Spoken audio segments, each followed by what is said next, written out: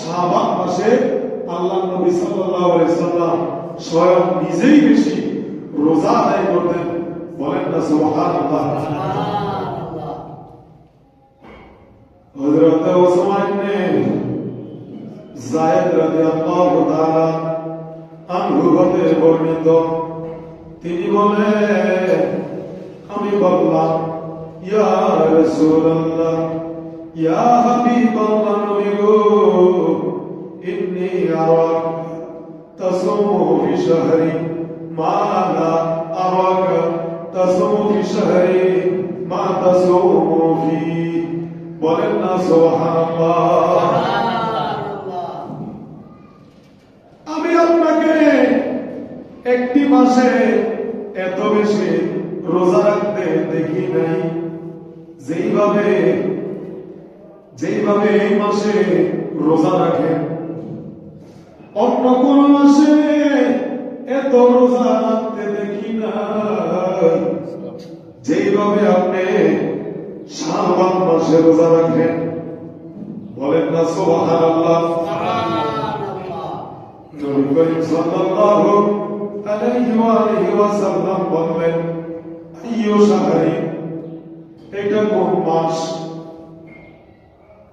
হযরত Osama ইবনে যায়েদ যখন জিজ্ঞাসা করলেন, নবী গো, একটি মাসে আপনাকে এত রোজা রাখতে দেখি যা অন্য কোন মাসে দেখি নাই। নবী বললেন, আইয়ু শাহরি, এটা কোন মাস? কুনতু শাবান। হযরত ওসামা ইবনে যায়েদ রাদিয়াল্লাহু তাআলা আনহু বললেন, ইয়া রাসূলুল্লাহ, ইয়া হাবিবাল্লাহ, নবী গো, ওই মাসের নাম হলো শাবান মাস। অনেক মা বোনেরা জানতে চায় যে আমরা কোনদিন রোজা রাখবো। যেহেতু শাবান মাস, পুরো মাসই রাখতে পারবেন। বলেন না সুবহানাল্লাহ। তবে এটা ফরজ নয়, মুস্তাহাব হিসাবে আমল করবেন। মুস্তাহাব রোজা হিসেবে, বাধ্যবাধকতা নয়, মাসলা বুঝতে হবে। তবে যেহেতু আল্লাহ নবী সাল্লাল্লাহু আলাইহি সাল্লাম রোজা রেখেছেন এই মাসে অধিক হারে, সেহেতু আমরা রোজা রাখার চেষ্টা করব।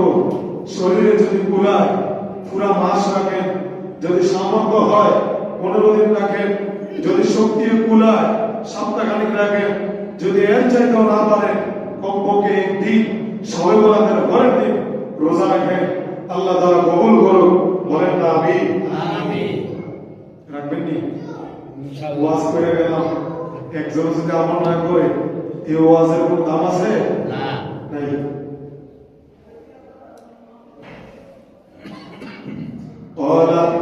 নবীজি বলে, শাবানু বাইনা রাজাবিন ওয়া শাহরিন রমাদানা ইয়াকুলু নাসু আনহু তুরফাউ ফীহি আমালুল ইবাদ ফাউহিব্বু আন লা ইয়ারফা আমালি ইল্লা ওয়া আনা সাইমুন। বলেন না সুবহানাল্লাহ। আমার নবী বলেন, ও আমার সাহাবীরা, ও ওসামা ইবনে যায়েদ, এই জন্য আমি শাবান মাসে বেশি রোজা রাখি, কারণ শাবান মাস হলো রজব এবং রমজান মাসের মধ্যবর্তী মাস।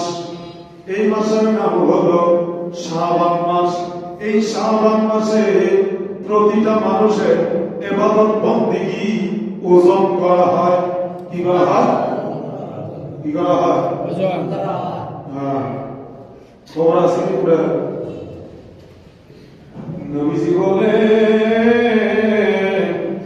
ও আমার সাহাবীরা, রজব এবং রমজান মাসের মধ্যবর্তী মাস হলো শাবান মাস। এই শাবান মাস একটা বরকতময় মাস, শাখা প্রশাখার মাস, বৃদ্ধির উপরে বৃদ্ধি হয়। নেক আমল যতই করবেন শুধু লাভে লাভ। কি লাভ? লাভে লাভ।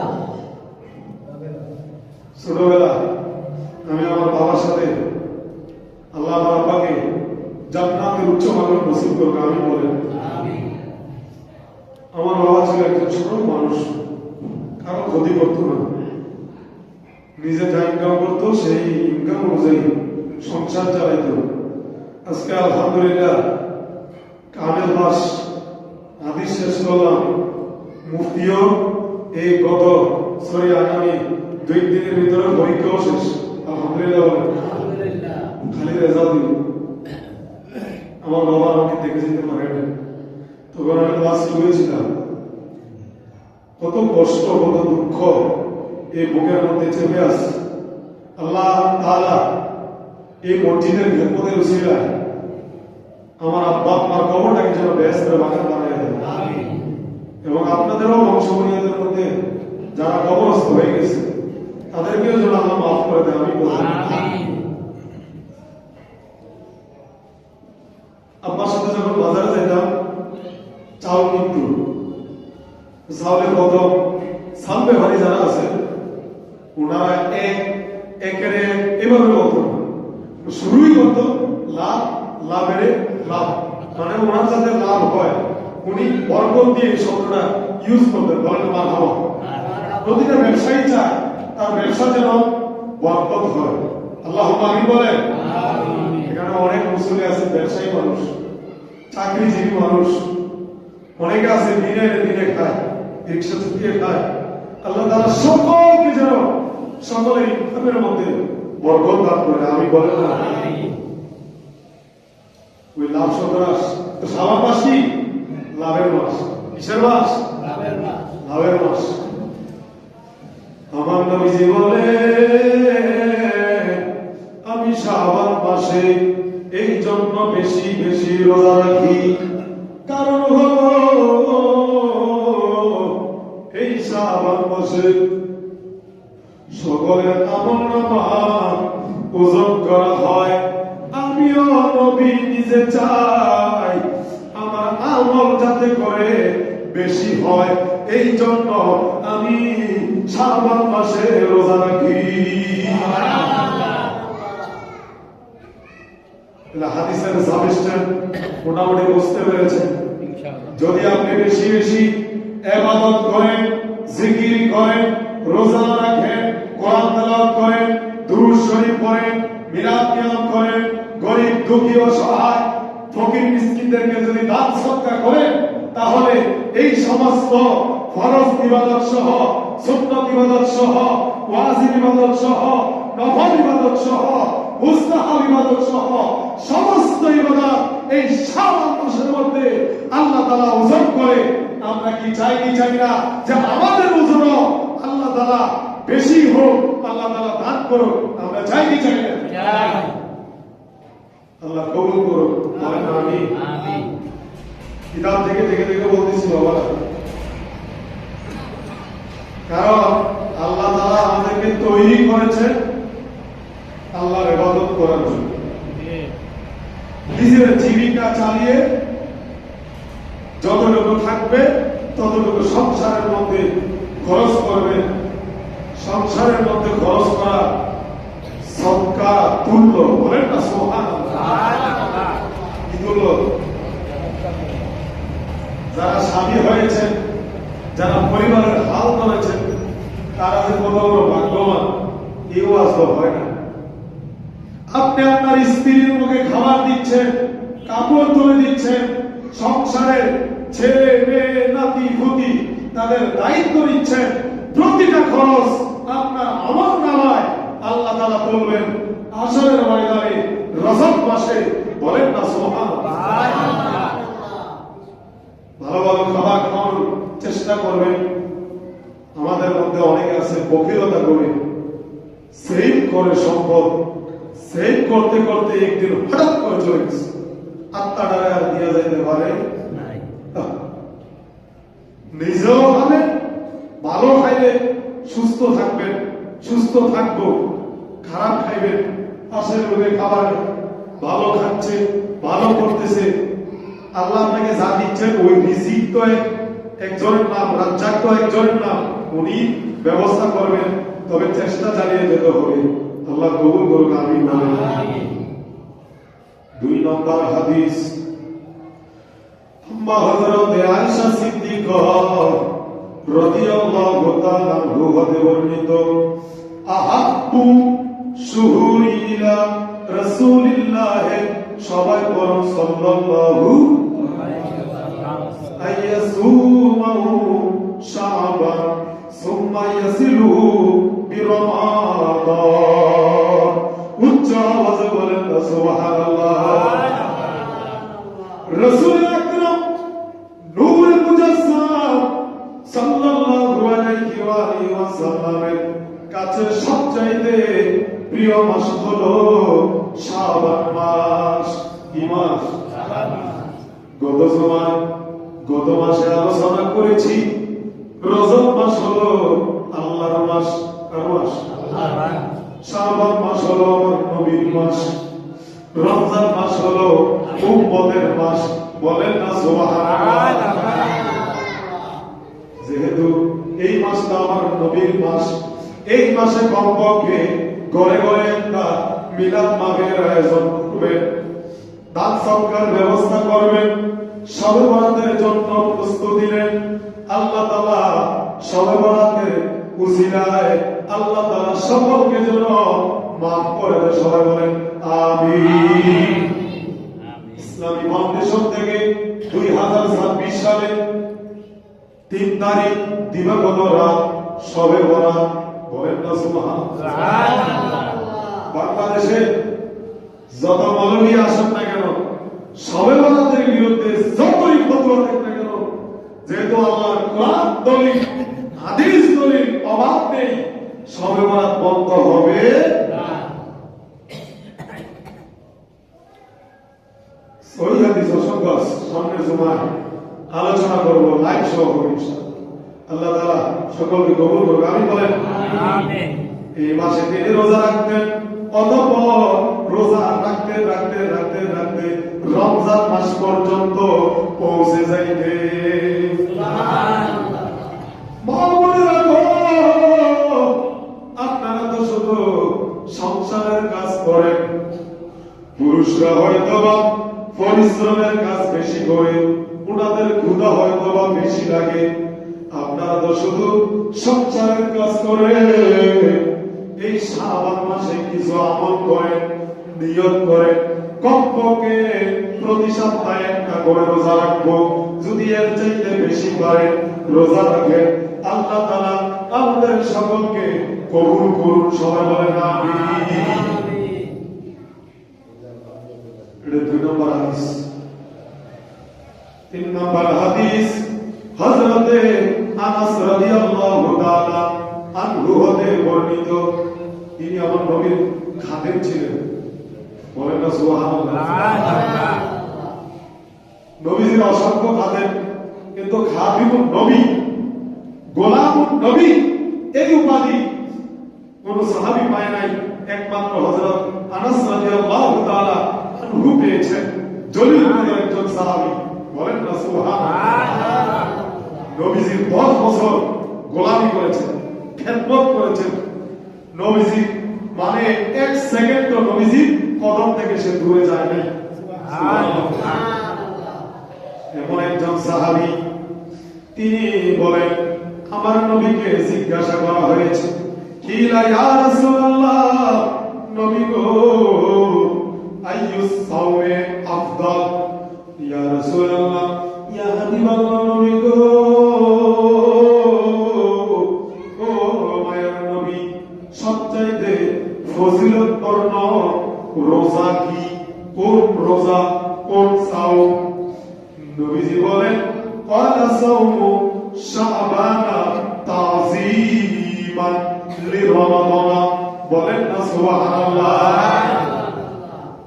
আমার নবী দু জাহানের বাদশা নবী রাহমাতুল লিল আলামিন বলেন, শাবান মাসের মধ্যে উত্তম রোজা হলো, বরকতময় রোজা হলো শাবান মাসে নফল রোজা রাখা। কি রোজা রাখা? আমাদের দেশের মধ্যে বিপিএল খেলা হয় কি হয় না? ইন্ডিয়ার মধ্যে আইপিএল খেলা, পাকিস্তানের মধ্যে ওনাদের দেশের খেলা বাজেটে হয়। এই খেলাধুলা করার আগে আগে টেস্ট খেলা হয় কি হয় না? হয় কি হয় না? যদিও খেলাধুলা দেখি না, আমার ফিলিংস নাই, সময় নাই, মাঝে মধ্যে ফেসবুকের মধ্যে দেখি এমন এমন জেলায় খেলা হচ্ছে, অথবা আপনার বিশ্বকাপ খেলা শুরু হয়, খেলা শুরু হওয়ার আগে আগে টেস্ট খেলা হয়, টেস্ট খেলা যারাই টিকে তারা ফাইনালে যায় কি যায় না? সবাই কি যাইতে পারে? মাত্র 2টা টিম যাবে, বাকিগুলা যাইতে পারে না। আমার মুসল্লি ভাই বাবারা, এটা বলেও আমি ক্রিকেট খেলার সাথে তুলনা দিচ্ছি না, আমি আপনাদেরকে একটা এক্সাম্পল দিচ্ছি। আল্লাহ আমাকে ক্ষমা করুন, আগে আল্লাহর দরবারে ক্ষমা চেয়ে নিচ্ছি। ঠিক তেমনি ভাবে ফাইনাল খেলার আগে আপনার টেস্ট খেলা হয়, ঠিক তেমনি ভাবে আমার নবী, দুজাহানের বাদশা নবী মাহে রমজান ফরজ রোজা রেখে প্রস্তুতি নেওয়ার জন্য শাবান মাসে নফল রোজা রাখতে চেষ্টা করেন। প্রতি শুক্রবার, প্রতি সোমবার, প্রতি বৃহস্পতিবার আয়ামে বীজ এই রোজাগুলো রাখার চেষ্টা করেন। আল্লাহ কবুল করে, সবাই বলে আমিন। দয়াল নবী বলেন যে নফল ইবাদত বন্দেগী রোজার মধ্যে সবচাইতে নফল রোজা উত্তম হলো শাবান মাসে রোজা। শাবান মাসে কি রোজা? আর যাকার মধ্যে ক্বালা আইয়ু সাদকা, সাহাবী জিজ্ঞাসা করলেন ইয়া রাসূলুল্লাহ, ইয়া হাবিবাল্লাহ, হযরতে আনাস রাদিয়াল্লাহু তাআলা আনহু জিজ্ঞাসা করলেন ইয়া রাসূলুল্লাহ, ইয়া হাবিবাল্লাহ, সাদকার মধ্যে কোন সময়ের সাদকা উত্তম? আমার নবীজি বলেন ক্বালা সাদাকাতুল ফি রমাদান। আমার নবী বলেন সাদকার মধ্যে সর্বোত্তম সাদকা হলো রমজান মাসের মধ্যে সাদকা আদায় করা। নফল ইবাদত বন্দেগীর মধ্যে, রোজার মধ্যে নফল শ্রেষ্ঠ রোজা হলো শাবান মাসের রোজা। আর সাদকার মধ্যে সর্বোত্তম শ্রেষ্ঠ সাদকা হলো রমজান মাসের সাদকা। উচ্চ আওয়াজে বলেন না সুবহানাল্লাহ। রমজান মাসে সবাই দান করবেন, মসজিদে বেশি বেশি করে দান করবেন, মসজিদে ইফতার দান করবেন, মসজিদে বিভিন্ন উন্নয়নের কাজ হয়, এই কাজে অংশগ্রহণ করবেন, মাদ্রাসায় দান করবেন।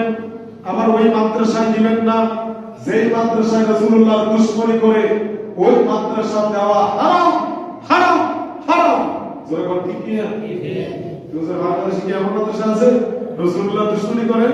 হ্যাঁ, রাসূলুল্লাহ দুশমনি করে, কথায় কথায় রাসূলকে বড় ভাই বলে, কথায় কথায় বলে মিলাদ কিয়াম জায়েজ নাই, কথায় কথায় বলে শবে বরাত জায়েজ নাই, কথায় কথায় বলে দোয়া জায়েজ নাই, কথায় কথায় বলে 7 দিন জায়েজ নাই, কথায় কথায় বলে 40 জায়েজ নাই, কথায় কথায় বলে কোরআন খতম জায়েজ নাই। এগুলাই আল্লাহ রাসূলের দুশমন। কথা বল ঠিক কি না? ঠিক। আল্লাহ বুঝার তৌফিক দান করুন, সবাই বলেন আমিন। সময় তো কম বাবারা, আরো হাদিস ছিল শাবান মাসে অসংখ্য ফজিলত বর্ণনা করলাম। ইনশাআল্লাহ আগামী জুমায় আপনাদের সামনে শবে বরাতের ফজিলত, বরকত, রহমত নিয়ে আলোচনা করব। আল্লাহ তাআলা আমাদের সকলকে কবুল করুন, সবাই বলেন আমিন। সম্মানিত মুসলিম কেরাম, আমি ভূমিকায় বলেছিলাম আপনাদের সামনে আমি গত জুমার কিছু অংশ বিশেষ আলোচনা করব। আমার নবীজি মেরাজে গেছে, সন্দেহ আছে? সবাই বলেন নাই তো? জোরে বলেন সন্দেহ আছে? এই তো মাশাআল্লাহ। এবার একটু আওয়াজ করবেন। পুরুষ না এখানে মহিলা আছে? সবাই তো পুরুষ, মাশাআল্লাহ। সবাই সুস্থ আছে, সকলকে সুস্থ হায়াত দান করুন, সবাই বলেন আমিন। আমার মনটা ঢাকার মধ্যে ভরে আছে। আমার জেমসের বড় ছেলে মাত্র 36 দিন বয়স, শিশু হাসপাতালে ভর্তি, মাসুম বাচ্চা। আল্লাহ তাআলা এই জুমার উসিলা তাকে সুস্থ হায়াত দান করুন। আমিন। তো মাসুম বাচ্চা আমাদের গুনাহ তো গুনাহ নাই, জন্মগতভাবে কিছু ত্রুটি নিয়ে আসছে, আল্লাহ তাআলা তাকে জিসান আহমেদ, আল্লাহ তাআলা তাকে সুস্থ হায়াত, দীর্ঘ হায়াত, নেক হায়াত দান করুন। সবাই বলেন আমিন। আমিন। আমার নবীজি মেরাজে গেছে, মেরাজে গিয়েছেন বরকতময় রাত্রে আল্লাহর বাড়িতে দাওয়াত দিয়ে নিয়েছেন। আসার সময় কিছু ঘটনা দেখেছেন, এই ঘটনাগুলো আমার নবীজি আয়েশা দুনিয়াতে বর্ণনা করেছেন। এই ঘটনাগুলো একটু শোনা দরকার আছে। ঘটনা শুধু শুনবেন, মজা লাগবে না, আমল করতে হবে। বাবা কি করতে হবে? আমল করতে হবে। সবাই বলেন ইনশাআল্লাহ। বলেন সবাই বলেন ইনশাআল্লাহ। আমার নবী তো জাহানের বাদশা নবী, সময় আছে মাত্র 9 মিনিট। আমার নবী তো জাহানের বাদশা নবী, রাহমাতুল লিল আলামিন। এক সম্প্রদায়ের পাশ দিয়ে অতিক্রম করছেন, যারা যেই দিন ফসল রোপণ করে ওই দিনই ফসল আবার কেটে ফেলে। বলেন না সুবহানাল্লাহ। বিষয়টা কি আছে? বিষয় না? আজকে ধান লাগাইছেন, আজকেই কাটতেছেন, আজকেই ধরেন ফলের গাছ লাগাইলেন, পেঁপে গাছ, কাঁঠাল গাছ, আম গাছ, লিচু গাছ, কমলা ইত্যাদি ইত্যাদি, আঙ্গুর ফল আরো অন্যান্য ফল গাছ আজকে লাগাইলেন, আজকেই খাচ্ছেন। এই বিষয়টা যদি এখন আমরা দেখি আমাদেরকে ভালো লাগবে কি লাগবে না? আমার নবীজি বলে, ও জিবরাইল, এরা কারা? আমার নবী প্রশ্নের উত্তরে জিবরাইল বলেন, ইয়া রাসূলুল্লাহ, নবী গো, আপনার উম্মতের মধ্যে ওরা ওই ব্যক্তি যারা আল্লাহর রাস্তায় জিহাদ করে, মুজাহিদ, তারাই হলো আপনার ওই সমস্ত বান্দা যারা দিনে দিনে ফসল রোপণ করে আবার দিনে ফসল কেটে ফেলে। বলেন না সুবহানাল্লাহ। মুজতাহিদ, একজন মুজতাহিদ যদি, বুখারী শরীফের হাদিস, মুজতাহিদদেরকে আমরা প্রাধান্য দেই না। তোমাকে যদি বলি বুখারী শরীফের 1 পৃষ্ঠা পড়ে দেখাও, তোমার তো পায়খানা মস্তা হয়ে যাবে। তুমি বাংলা কিতাব পড়ে পড়ে আজকে মুজতাহিদদের বিরুদ্ধে ফতোয়া দাও, লজ্জা লাগে না তোমার? কিতাবের মধ্যে আসছে যারা মুজতাহিদ তারা শুদ্ধ করলে 2টা পুরস্কার। কয়টা? 2টা। বুঝে না? কয়টা? 2টা। মুজতাহিদ হলো ইমামে আযম আবু হানিফা রাহমাতুল্লাহ আলাইহি, মুজতাহিদ ইমামে শাফি রাহমাতুল্লাহ আলাইহি, মুজতাহিদ ইমামে মালিক রাহমাতুল্লাহ আলাইহি, মুজতাহিদ ইমামে হাম্বল, উনিও মুজতাহিদ। এমনি করে আরো বড় বড় উলামায়ে কেরাম যাদেরকে আমাদেরকে শরীয়তের মাসলা মাসাইল দিয়েছে, প্রতিটা সাহাবী মুজতাহিদ। বলেন না সুবহানাল্লাহ। আর মুজতাহিদ যদি ভুল করে, মুজতাহিদ এটা কিন্তু গুরুত্বপূর্ণ, বুখারী শরীফের হাদিস, মুজতাহিদ যদি ভুল করে তাহলে 1টা পুরস্কার পাবে। কিভাবে? 1টা পুরস্কার। আমরা ভুল করলে কি হবে? ভুলই হবে। আমরা যদি ভুল করি আমরা কি হবে? সওয়াব।